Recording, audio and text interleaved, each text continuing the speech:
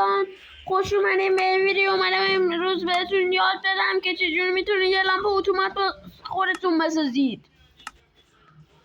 خب واسه این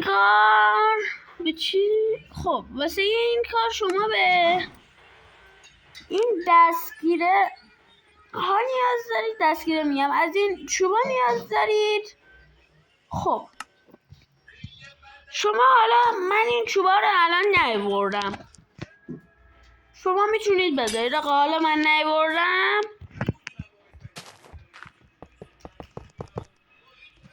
حتی تونستم اینقدر بیاریم بالا، ایبی نداره، اینقدر آوردید بالا.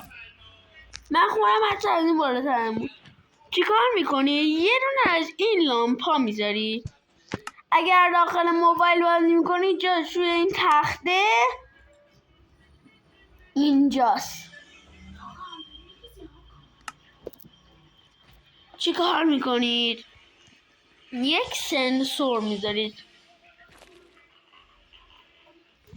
چجوریه اینا؟ میای نزدیک.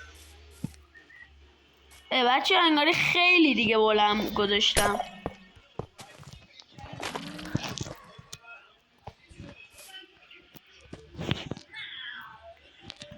بیاین اینو میذارید، این سنسور رو میذاریدش بالا. اینا میایید عقب اینجوری میشه، میایید جلو این روشن میشه. مرسی تا اینجای ویدیو رو تماشا کردید. یه رو دیگه هم جای این لامپه رو بهتون نشون میدم.